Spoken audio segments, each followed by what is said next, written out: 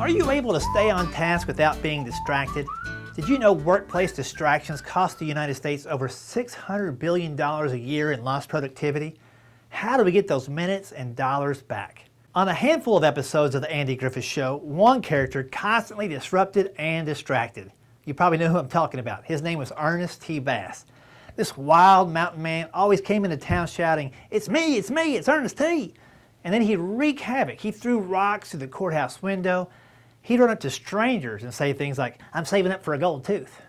Now, every time Ernest T. came into town, he became the focus of attention for Sheriff Taylor and his deputy Barney Fife. Whatever they had planned for the day now took a back seat. They had to drop their plans like a dirty shirt and deal with his interruptions. Do you have an Ernest T. Bass in your workday? Is your focus constantly disrupted by uninvited distractions? If so, you're not alone. In today's digital world, the chimes, beeps, and buzzes blast through our schedule like a rock through the window. And it's estimated that the average worker is interrupted every 12 minutes on the job. And it takes a typical person about 5 minutes to get back into the flow of things and pick up where they left off. If you do the math, 5 times 12 equals up to the whole 60 minutes in 1 hour. It's no wonder we come home feeling like we got nothing accomplished, because we rarely do. In 2008, I began researching information to put together my first Mayberry method keynote. Leading up to that year, I was constantly being bombarded with distractions. As an independent business person, I'm always picking up the phone. Every time it rings, I answered every text, checked my spam folder more than I checked my cholesterol level. I felt like I was playing whack-a-mole with a wet rope. But as I learned about these tips and tricks that would help others deal with a loss of focus, I ended up helping myself in the process. My whole business changed. The first thing I did was document every workday for a week. And you can do that now with notes, or you can download software that shows you what tasks and programs you have open on your computer and for how long. You can even check your screen time on your phones now. I was embarrassed at how unfocused my days were.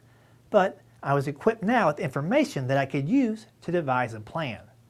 The next step was taking that information and taking control of my day. It would be unrealistic for me to think I could avoid all calls, texts, tweets, and email, and it'd be the quick death of my business if I did. I just needed to tell each distraction where to show up on my schedule, and you can do the same thing. I turned my cell phone off until about 11 in the morning. I decided I wouldn't check email until around noon, and then maybe again around 4 as the workday started to wind down. Unless I was scheduling posts or tweaking ads on Facebook and social media, all that could wait till at least lunch break, and then I would check again later after dinner.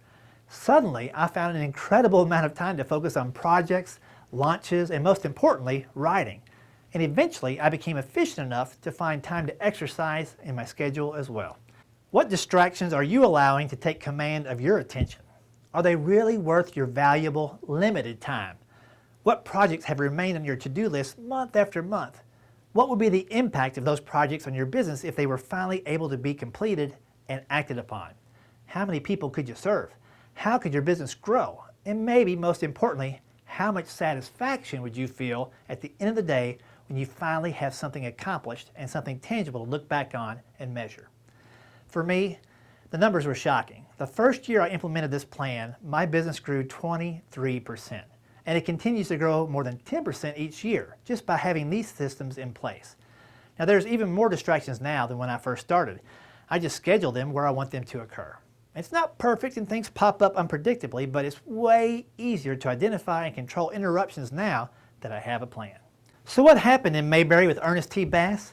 The character played by Howard Morris was only in 5 episodes, but he is one of the most memorable characters on the show because we never knew when or how he would pop up. As a viewer, I loved him. I thought he was a riot.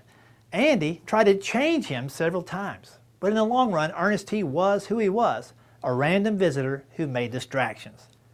Well, what would happen if everyone in Mayberry changed just to suit a visitor? We'll talk about that in the next video.